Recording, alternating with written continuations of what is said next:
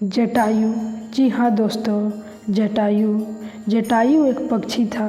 फिर भी उसका कर्म ऐसा था जो अच्छे के आँखों में आंसू ला देता है और उनका कर्म सबको मार्गदर्शन कराता है कि वो एक पक्षी होकर ऐसा कर सकता है तो हम मानव होकर क्यों नहीं। और सत्य तो यही है कि मानव तो अपना कर्म भूल जाता है, कुछ को छोड़ दे तो अधिकतर मानव चुनौतियां देखकर पहले ही मुंह छिपाकर भाग जाते हैं।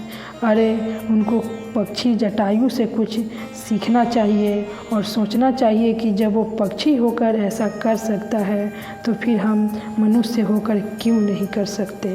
क्योंकि जय जयकार तो उसका ही होता है जो अपनी जान के परवाह किए बिना सत्य के लिए मर मिटने को तैयार होता है। मरना तो सभी को है, पर वही मरना है। जैसे मौत जटायु की हुई, जिसकी मौत भगवान की गोद में हुई। कहाँ ऐसा किसी का भाग्य कि भगवान के गोद में मौत हो, पर हाँ उसका ऐसा भाग्य अवश्य हो सकता है जिसकी जटायु जैसा कर्म हो। भगवान उस इंसान के पास स्वयं आते हैं जो दूसरों के लिए जीना जानता है, जो दूसरों के कष्टों को मिटाना जानता है। भगवान उसके पास स्वयं आते हैं और उसे सब देते हैं जो कोई सोच भी नहीं सकता।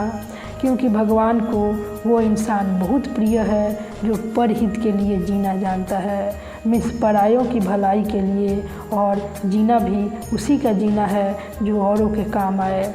जानते तो जटायु भी थे कि मैं रावण से जीत नहीं सकता, लेकिन जानते हुए भी वो मुंह छिपाने के बजाय लड़ना चुना कि भले मैं मर जाऊंगा, भले मैं हार जाऊंगा, लेकिन मेरी गिनती जब होगी तो कायरों में नहीं होगी। मेरी प्राण निकलेगी तो मैं भी फक्र से मरूंगा कि मैं कोशिश तो किया।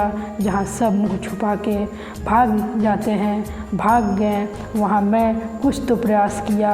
बस यही वीर की पहचान होती है, जहां अंजाम जानते हुए भी भागने को न चुने बल्कि लड़ के मरना चुने।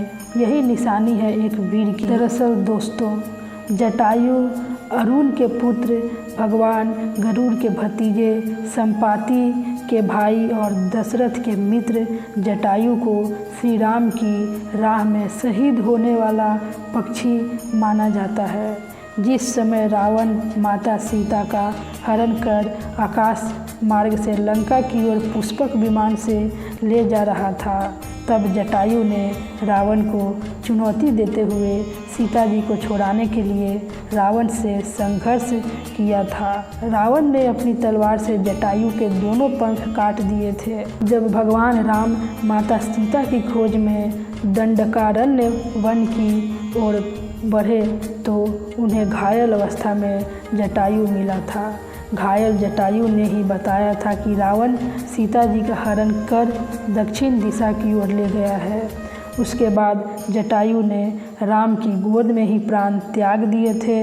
जटायु के मरने के बाद राम ने उसका वही अंतिम संस्कार और पिंडदान किए थे। तो दोस्तों, जटायु की कहानी से हमें यही सीख मिलता है कि हमें हमेशा सत्य धर्म के मार्ग पे चलना चाहिए और जहाँ गलत हो रहा है वहाँ बोलना चाहिए, ना कि चुपचाप तमाशा देखना चाहिए। और परहित के लिए जीवन जीना चाहिए। जो दया के पात्र है उस पर दया जरूर करना चाहिए और अपना जीवन वीर की भांति जीना चाहिए, ताकि हमें भी भगवान का गोद और भगवान का शरण मिले और भगवान के प्यार के पात्र हम बन सके। ऐसा कर्म करना चाहिए, क्योंकि जिसके जीवन में भगवान का प्यार है उसी का जीवन सार्थक है और भगवान उसी को प्यार करते हैं जो दूसरों पर दया करना जानता है, वीर के तरह जीवन जीना जानता है और बिना कपट छल और दूसरों से ईर्ष्या न करता हो और सरल स्वभाव जिसका हो उसी को भगवान का प्यार मिलता है। इसलिए हमें हमेशा ऐसा ही जीवन जीना चाहिए ताकि हमें भगवान का प्यार मिले। तो दोस्तों, मैं आशा करती हूँ कि आपको हमारा आज की ये वीडियो ज़रूर पसंद आई होगी। ऐसे ही वीडियो देखने के लिए हमारे इस चैनल को लाइक, शेयर और सब्सक्राइब ज़रूर कर दीजिएगा। तब तक मैं आपसे विदा लेती हूँ। जय श्री कृष्णा, राधे राधे दोस्तों। तब तक हमेशा खुश रहिएगा, पॉजिटिव रहिएगा और हमेशा मुस्कुराते रहिएगा।